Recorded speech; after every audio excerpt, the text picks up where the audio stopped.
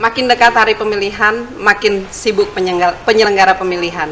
Seperti apa pengawasan dalam pilkada di masa pandemi ini, kita akan berbincang dengan Bung Rahmat Bagja, Komisioner Bawaslu RI, yang alhamdulillah mau bersedia datang ke sini di podcast Lantai 4 Hargo Channel. Ya, selamat datang di podcast Lantai 4. Terima kasih, Kak. Ya, bagaimana? Tiba-tiba. Undangannya tiba-tiba. Jadi saya harus gangguin Bawaslu. Saya bilang Bung Bagja harus ke sini. Siap. Ya, saya tahu ini sibuk tapi masih sempat meluangkan waktu ke sini. Dan apakah Gorontalo itu istimewa ya? Karena kemarin Pak Abhan baru ke sini, sekarang Bung Bagja ke sini.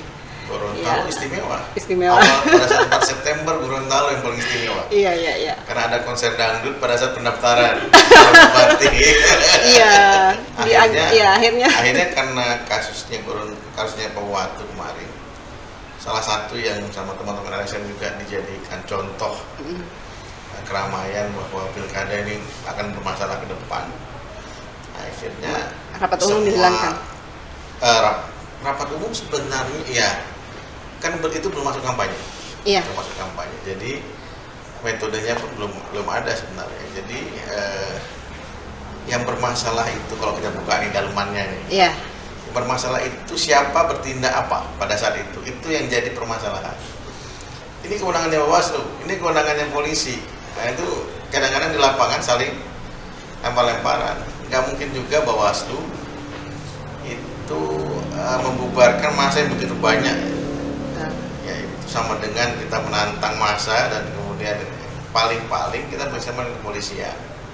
Namun permasalahannya ketika di kabar yang kami terima bahwa acara itu sudah dapat izin dari kepolisian. Dapat izin itu. Nah ini juga jadi permasalahan penting. Jadi waduh. Tapi kan kita nggak boleh salah-salahan. Akhirnya dengan banyak kejadian di masa pendaftaran, kami inisiatif mengumpulkan seluruh stakeholder yang ada, kepolisian, kemudian Kemendagri, Satgas Covid, KPU, bahkan TNI, itu untuk saling rembuk. Ini bagaimana tanggal 23? Tanggal 23, tidak akan ada keramaian, nggak mungkin. Orang menerima yang informasi, pendaftaran. Ya, yang 4 kan sudah close ini, sudah agak bermasalah nih penanganannya. Tanggal 23 pada penetapan pasangan calon jangan sampai kejadian lagi. Siapa tahu karena gembiranya kemudian buat panggung lagi, buat ini lagi. Nah oleh sebab itu kita rapat 2 kali, teman-teman juga hadir ya, KPU tidak hadir pada saat itu. Nggak tahu kenapa. Tapi inisiatif kita ambil dan ada tim Pokja pilkada, protokol kesehatan untuk pilkada. Ya. Nah, Pokja inilah yang kami berundingan juga dengan pimpinan Bawaslu. Ini siapa yang ngambil, yang leading sektornya siapa? Bawaslu kah, polisi kah, atau Satgas? Atau Satgas. Saya dan beberapa berkesimpulan kalau dibiarkan Bawaslu tetap dapat getahnya. Walaupun kemudian teman-teman kepolisian yang melakukan leading sektor, tiba-tiba ada masalah tetap Bawaslu yang jadi. Ya sudah, Bawaslu yang leading sektornya. Jadi kalau ada apa-apa Bawaslu yang bisa bertanggung jawab. Jadi kenapa ini bisa ditanya? Kenapa ini bermasalah? Karena polisinya nggak jalan. Kenapa ini bermasalah? Satgas Covid-nya juga tidak jalan. Bisa seperti itu nanti keterangannya. Jadi kami ambil resiko untuk jadi leading sektor untuk pada saat pilkada untuk protokol COVID-19. Akhirnya PKPU pun berubah. Di PKPU 13 itu rapat umum ditiadakan, nggak jelas. Masih boleh, masih tidak. Ya beranggapan ini kalau dikasih kebolehan itu ya selesai lah. Iya, waktu Pak Firyan kesini itu kan saya sempat pertanyakan itu sebelum kejadian itu. Saya sempat pertanyakan apakah rapat umum ini akan ditiadakan atau bagaimana. Beliau belum bisa menjawab karena memang PKPU sebelumnya masih ada itu. Nah setelah keluar PKPU 13 maka ditiadakan untuk rapat umum. Tapi kalau saya melihat di Gorontalo ini itu ya pada memang patuh protokol kesehatan. Seperti rapat umum memang benar-benar tidak dilaksanakan di sini. Kalau di daerah tetangga itu rapat umum, jadi alasannya bahwa itu pertemuan terbatas, tapi ternyata masanya lebih banyak, di atas 50 orang. Ya, kalau melihat itu bagaimana di daerah-daerah lain? Nah, di beberapa daerah kejadian karena satu kita sudah mengingatkan.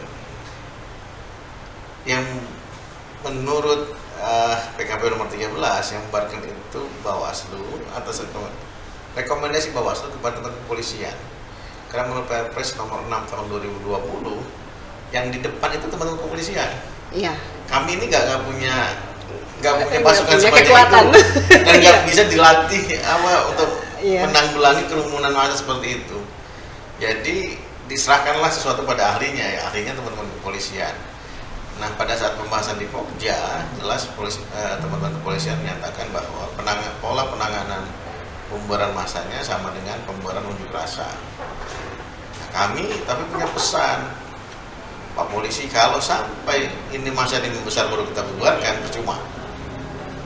Karena COVID-nya sudah menyebar. Iya.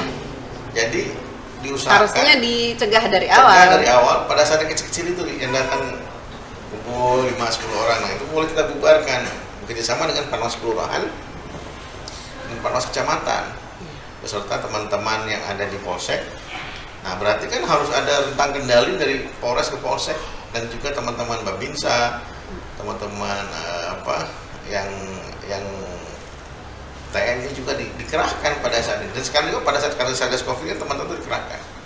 Oleh sebab itu penting untuk membuarkan massa teman kepolisian harus akhirnya muncul di RDP kali ini. Iya. Muncul lagi bahwa ini harus ditekan. Iya, kita tekankan, tapi kan Bawaslu tidak bisa punya pasukan sebesar itu. Seperti kepolisian. Iya. Iya. Jadi dia serahkan kepada teman kepolisian dan TNI dan Satgas Covid. Nah, yang diawasi itu apakah hanya kerumunannya atau mungkin misalnya ada peserta kampanye yang tidak menggunakan masker, ya tidak menjalankan protokol kesehatan ini, masker, mencuci tangan dan sebagainya. Dari 10 hari pertama sampai 10 hari ke-5 sekarang, salah satunya adalah penggunaan masker. Misalnya di Medan, ada yang tidak memakai masker, kita ingatkan. Sasarannya nggak pakai masker, pulang atau kita bubarkan, pilihannya kan itu. Akhirnya dibagikanlah masker. Nah, ini juga salah satu pola penting, pasti teman-teman kamu katakan, pola penting untuk menanggulangi penyebaran COVID dengan pemakaian masker. Tapi menurut saya harus kemudian dimulai dari awalnya. Dan kemudian di akhir kita selalu pakai masker, sama aja nanti sudah terlanjur menyebar. Apalagi KPU itu kan punya tekad bahwa penyelenggara pemilu itu akan menjadi agen perlawanan terhadap COVID. Nah, mereka sangat optimis bahwa di hari H itu semua menjalankan protokol kesehatan. Kemudian mereka mempertontonkan bahwa inilah pilkada, tidak ada klaster pilkada. Tapi yang menarik, ada yang menarik lagi di teman-teman KPU. Iya. Yang datanya tidak disampaikan oleh teman-teman KPU. Yang apanya? Data bahwa teman-teman PPK di daerah Boyolali itu menolak untuk dites swab. Padahal kan mereka agen.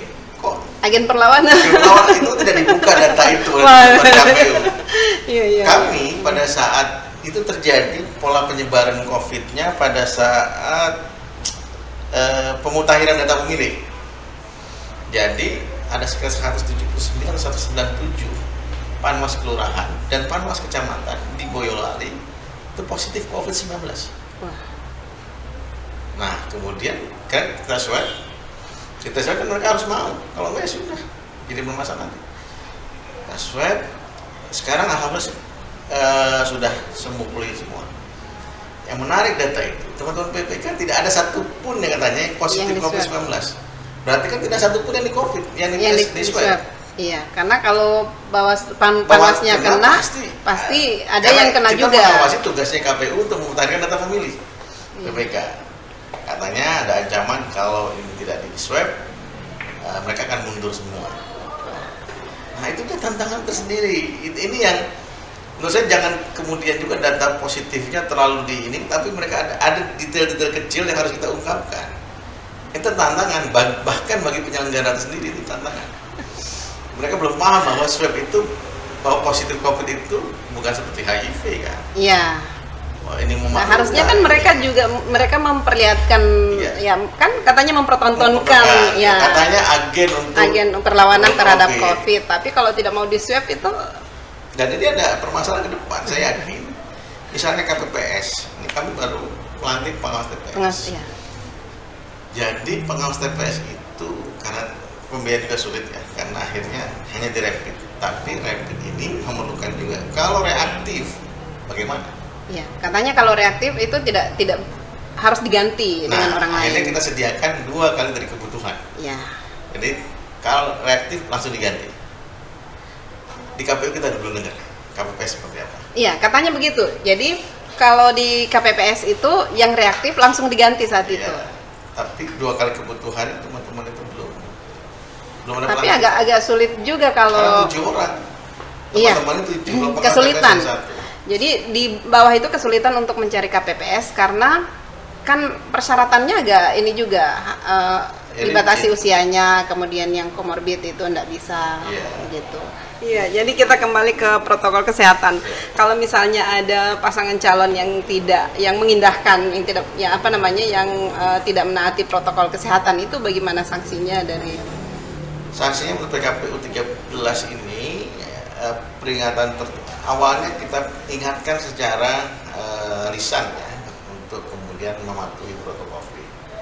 Ada jarak nanti waktunya kadang-kadang tergantung panwascam ya, antara 30 menit atau 15 menit ke depan atau kalau masa begitu banyak berkumpul, nah itu diskresi itu ada di teman-teman panwascam.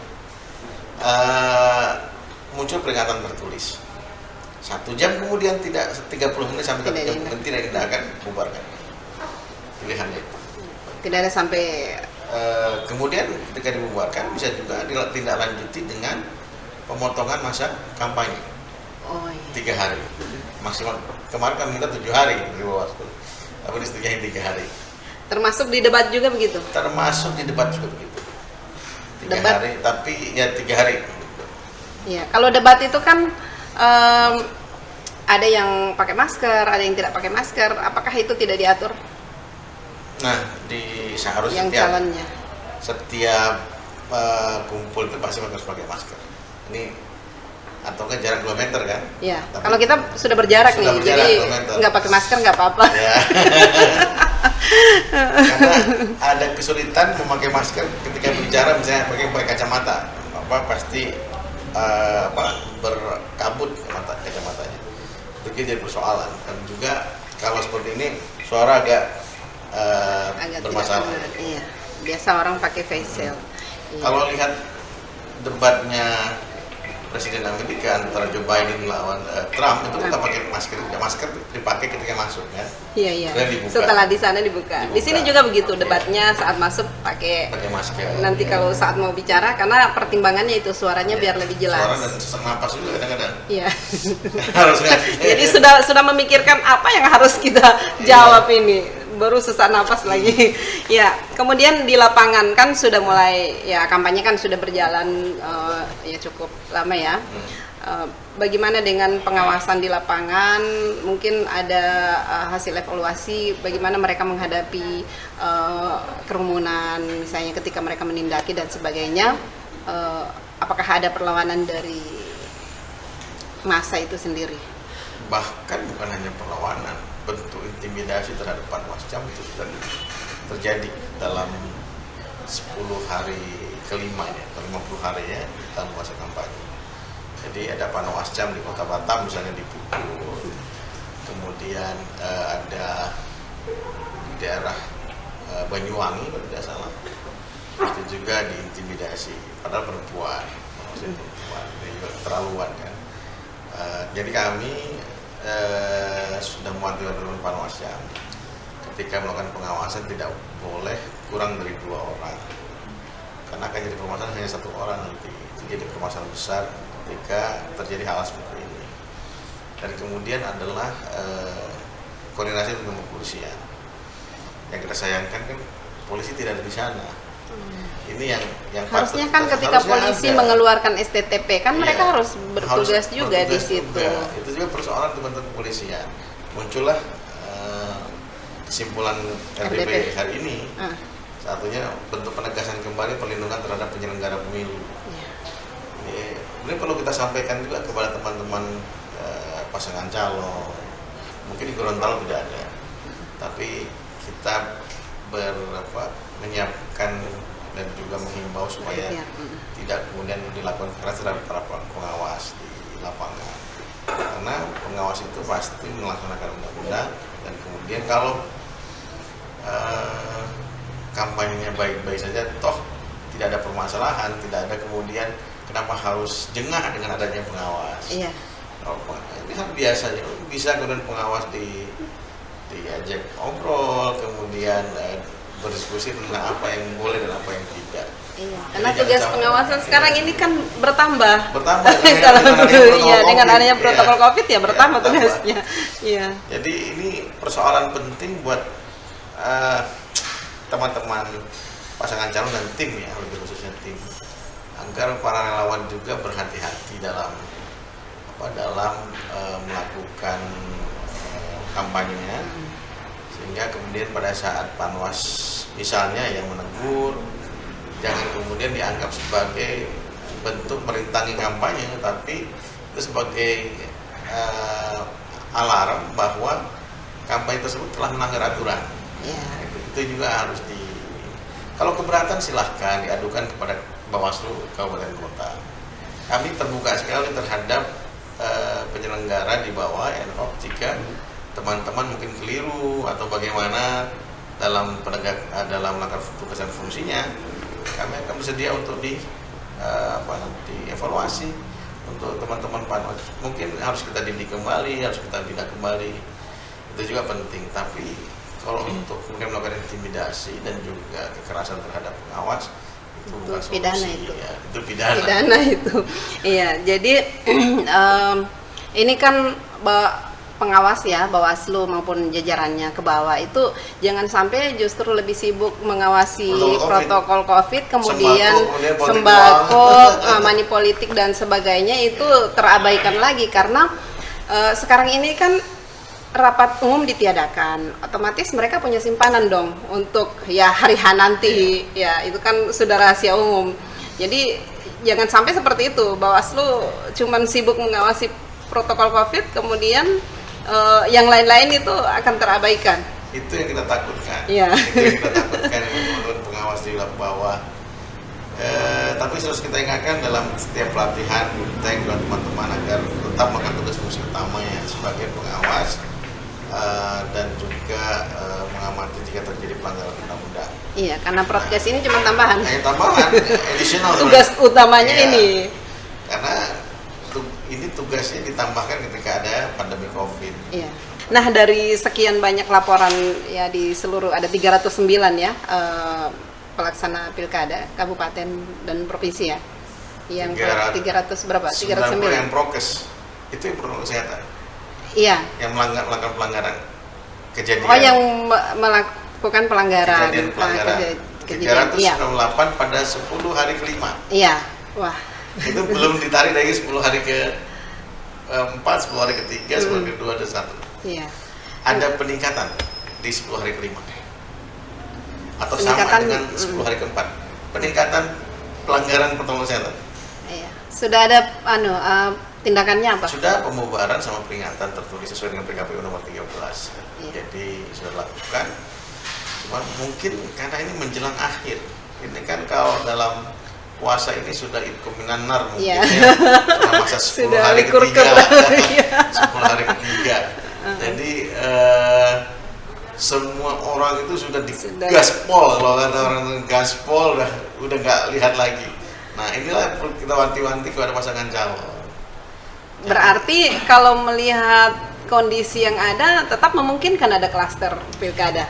Tetap memungkinkan. Memungkinkan. Jadi walaupun penyelenggara pemilu terutama KPU-nya sangat optimis bahwa ya sangat hati-hati dan sangat optimis bahwa mereka jadi agen perlawanan terhadap COVID, tetapi tidak bisa dipungkiri bahwa klaster pilkada itu tetap akan ada. Kemungkinan ada kalau kita tidak menjaga ya. Berarti memang ya harus tegas. Iya. Bawaslu-nya yang tegas. Iya, kalau kita tegas, teman-teman kepolisian itu harus melaksanakan tugas dengan baik juga. Nah, Iya. ini hal ini harus jadi.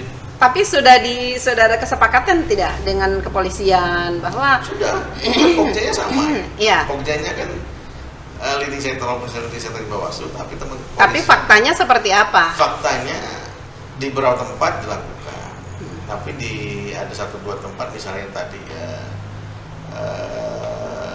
ada beberapa daerah yang kepolisiannya tidak proaktif. concern ya terhadap masalah itu. Concernnya harusnya kalau secara mayoritas kalau secara mayoritas ini concern. Iya. Tapi jadi kalau pembubaran kan 40 kalau tidak salah kemarin. Jadi pembubaran kan hal terakhir Iya. yang bisa dilakukan. Jadi peringatan dulu. Peringatan Setelah itu. dulu. Berarti ada kasus-kasus ketika diingatkan secara lisan itu dipatuhi. Iya. Ada peringatan tertulis dipatuhi. Ada yang kemudian tidak, ini baru kan dibubarkan. Itu dibubarkan. Jadi secara mayoritas polisi sudah on the track pada saat ini mayoritas. Tapi kan ada 1-2 kemungkinan itu ada, kemungkinan itu ada. Oleh sebab itu nanti koordinasi juga lagi dengan teman-teman kepolisian terhadap Polres mana yang kemudian tidak concern terhadap penegakan protokol COVID-19. Iya. Nah, untuk hari H itu kan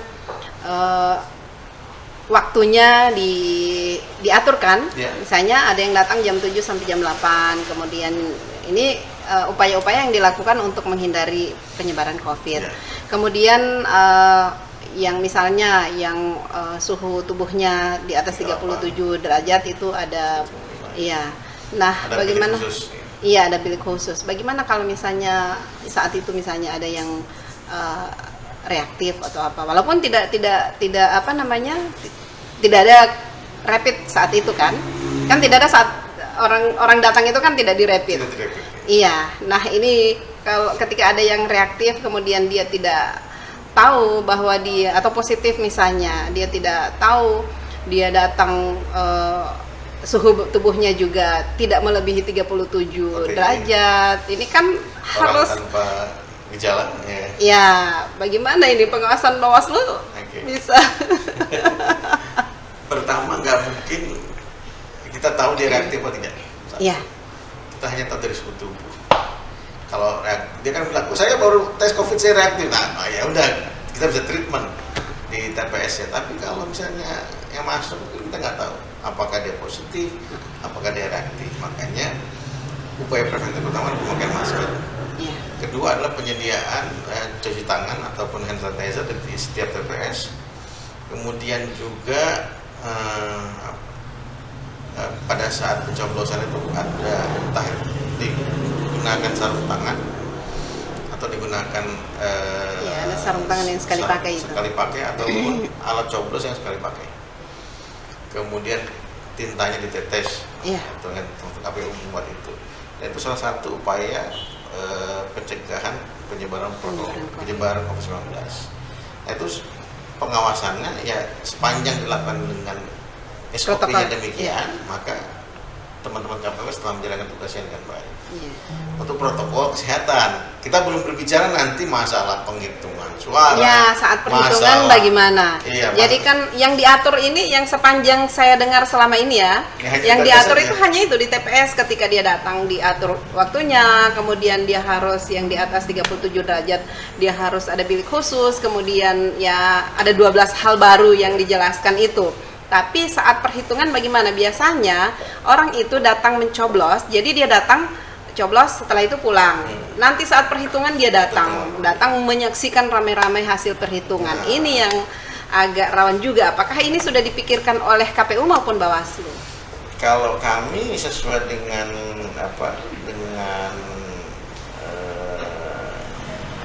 protokol COVID ya mencegah terjadi kerumunan. Kalaupun terjadi ada jarak di antara peserta yang melihat itu. Masalahnya kan TPS itu tempat terbuka, satu. Dan kedua penghitungan itu terbuka untuk umum. Ya, Karena tidak boleh juga melepas asas bebasnya umum dan bebasnya itu kan. Sehingga kemudian harus terbuka tempatnya, bisa disaksikan dan masyarakat bisa melihat. Dan tidak ada diatur bahwa yang datang itu hanya ini, misalnya seperti debat misalnya diatur ini LO-nya cuma 4 orang yang bisa hadir, tapi kalau untuk perhitungan ini kan terbuka untuk umum. Apakah tidak diantisipasi Diantisipasi untuk di TPS-nya, di luar TPS-nya kita nggak tahu nih. Iya, cuman TPS-nya yang diantisipasi, TPS-nya. setelah itu tidak diantisipasi. Nah, Apakah memungkinkan ada edaran lagi dari KPU atau mungkin kemungkinan ada edaran, ya. perubahan? Ataupun dari pengawas TPS untuk mengingatkan KPPS untuk mengatur, tapi nanti alasannya itu kan di luar TPS, bukan di dalam TPS. Iya, Nah, tapi itu kan jadi sama masalah. aja, tetap ya berarti Satgas Covid yang akan bertindak di situ. Betul, sama iya. polisinya. Satgas Covid dan teman-teman kepolisian juga Iya, Bawaslu. Bawaslu. Nah, kemarin pas lagi pendaftaran KPU bilang ini kan di KPU-nya fine sesuai dengan protokol 19. Iya, di luarnya bukan urusan di KPU. Iya. Nah, itu jadi persoalan lagi. Ya, di dalam mereka sesuai cuman Patuh. 2 orang, LO-nya cuma 2 orang, kemudian pasangan calon. Tapi di luar kan banyak kerumunan, setelah itu konvoy. Nah, siapa yang akan bertanggung jawab dengan hal itu? Sesuai dengan itu ya pasti dengan kerja ya Pokja pada saat ini seharusnya memikirkan itu. Yang signifikan adalah jika seperti itu maka harus ada pembubaran, kemudian pembatasan dan pembubaran. Yang penting kan umum bisa orang melihat, dari jauh pun bisa, kemudian merekam pun bisa. Ya.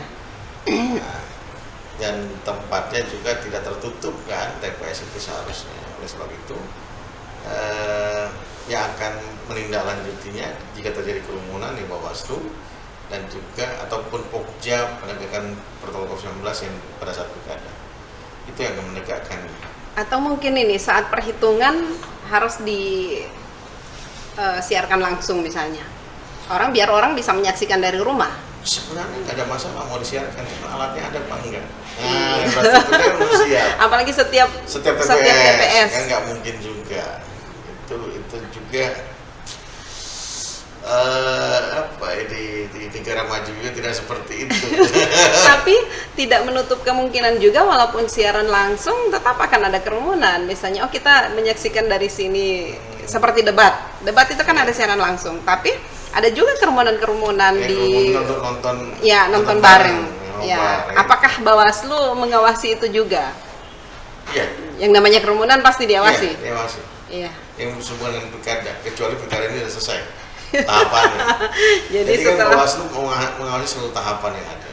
Jadi jangan sampai juga Bawaslu lepas tangan. Ini enggak, kerumunan di luar TVRI bukan urusan kami. Nggak bisa begitu. Iya. Bawaslu harus menghubungi teman kepolisian untuk cepat membubarkan. Iya. Jadi jangan sampai berpangku tangan.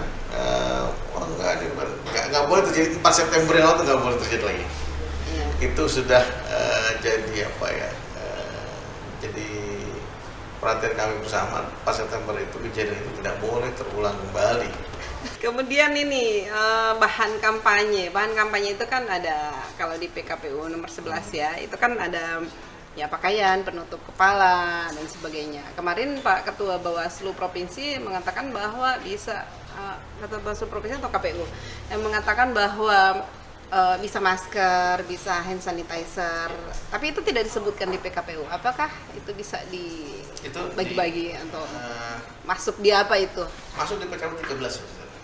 Oh iya. Yang perubahan. Masuk bahan kampanye termasuk hand Termasuk hand dan masker. sanitizer. Oh, iya. Jadi boleh pakai masker, tapi tidak boleh masuk di TPS. Masker yang berpihak, Masker misalnya 01, yang ada 02, atribut 03, 04. Seperti Poni Belangko ada 4 kan? Ya, Dia semua masuk ke kabupaten TPS. ini memang unik ini. 3 kabupaten masing-masing 4 calon. Makanya kita iklan kampanye nanti ini atau lanjut ini dulu Iya. sebentar kita bicara iklan di media. Berarti belum terakhir kan? Iya, belum terakhir. 01, 02 itu nggak boleh masuk. Baik masker maupun hand sanitizer. Sanitizer jangan sampai dia sini pakai ini Iya, dulu.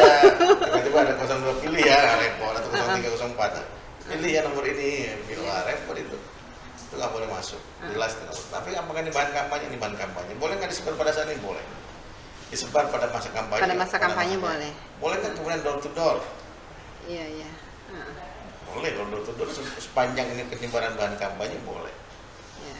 Ya ibarat sales ya. Sales kan door to door boleh-boleh saja sepanjang Belusukan kan? iya belusukan karena tidak maksa. Ya. Tapi belusukan dengan pawai itu nggak boleh. Teman-teman Bawaslu harus sadar bahwa pemilu kali ini, pemilu kali ini dengan COVID-19. Jadi protokol kesehatan dan Walaupun honornya tidak bertambah ya, ketambahan tugas tapi honornya nggak tugas tambah, bertambah. tapi tidak, walaupun tidak sesuai dengan ABK kan, anggaran berbasis kinerja kan, Iya. itu melanggar itu anggaran.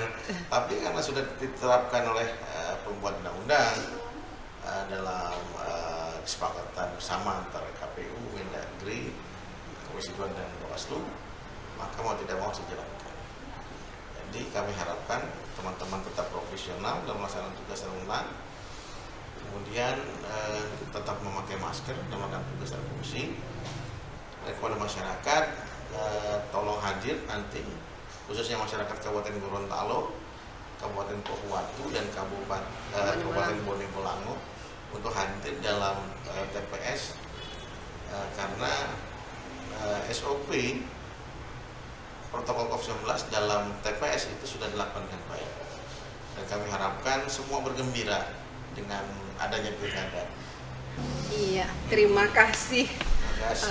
atas waktunya. Ya, demikian bincang-bincang kita dengan Bung Rahmat Bagja, Komisioner Bawaslu RI. Sekali lagi terima kasih. Assalamualaikum warahmatullahi wabarakatuh. Waalaikumsalam.